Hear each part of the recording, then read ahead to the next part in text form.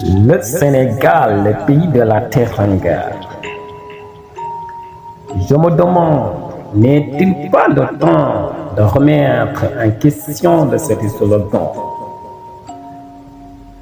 Je me demande, n'est-il pas le temps de remettre en question de ces slogans?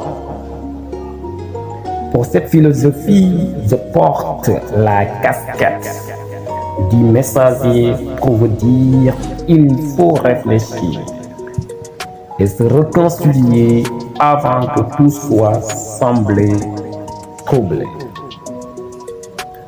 Le Sénégal que nous avons toujours connu, il y avait la paix, la tranquillité, l'hospitalité, la tolérance et l'acceptation des cultures et des religions qui s'y trouvent.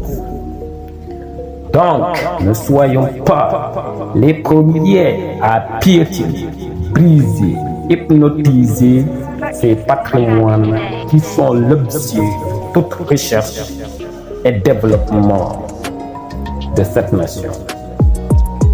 C'est pourquoi je vous demande de réfléchir et se réconcilier avant que tout soit semblé et troublé.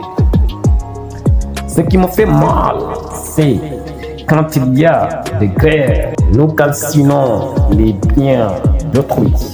Quand il y a guerre, nous saccasons des magasins et des entreprises d'autrui. Quand il y a guerre, chacun de nous est passionné par le vol. Et nous oublions qu'un bien mal acquis ne se profite jamais. Parole délicatement. Si vous contestez, renseignez-vous sur l'histoire des gambleurs. Ils sont tous péris. Je me culpabilise de voir quand il y a marche. Nous brûlons nos bus qui assurent le déplacement. Quand il y a des élections, on s'en prend à nous-mêmes pour rien. Ce qui est triste, grave et décevant, c'est que nous, les Africains, nous sommes habitués à des manifestations dans lesquelles les pierres portent des ailes, des lacrymogènes qui circulent et même des balles réelles qui déambulent partout. C'est toujours des manifestants qui sont tués. Il n'y a même pas un officier blessé. Ce qui est grave, c'est ici que tu vas voir, n'est-ce pas, des enfants utilisés comme des protections par les officiers.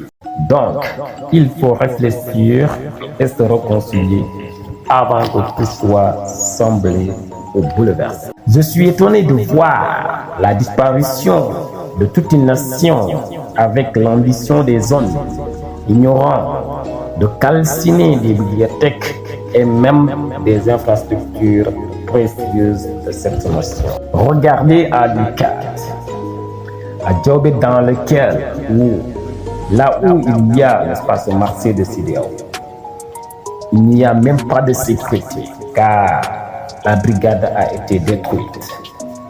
C'est pourquoi je m'engage dans cette mission prophétique et pour vous dire qu'il faut réfléchir et se reconstruire avant que tout soit semblé bouleversé. Soyons conscients et conscientes, posons-nous et demandons-nous, est-ce que tout ça vaut la peine?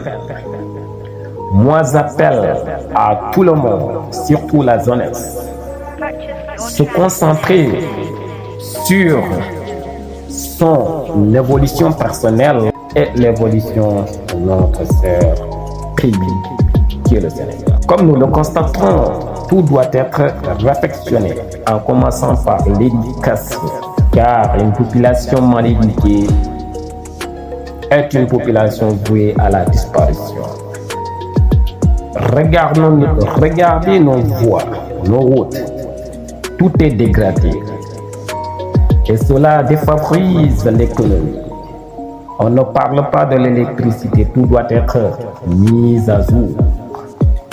Réfléchissez sur l'état de la santé publique, qui est le cœur du développement, car le développement durable prend l'issue du développement personnel. Alors, il faut réfléchir et se réconcilier avant que tout soit semblé et troublé. Les gens espèrent de gagner leur vie dans la politique. C'est pourquoi il y a tant de partis politiques dans ce pays qui demandent plus de pratique. Ils sont tous devenus des mendiants chroniques en donnant, n'est-ce pas, au Babylone le pouvoir authentique.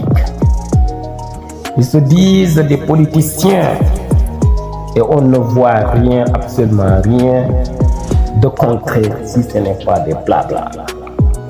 À l'exception de Mamboy qui travaille dans le silence et laisse les résultats font le bruit. J'admire Ousmane Sonko pour son engagement personnel. Chers jeunes, chers leaders, chers dirigeants, sans oublier les politiciens, mon message se résume à ceci. On en a marre des théories, des paroles insensées. L'action et la pratique frappent la porte. Alors, ouvrons-la. Sacondonons doit ancrer le Sénégal dans son cœur en favorisant la paix et l'intégrité de ce pays. Thank you very much.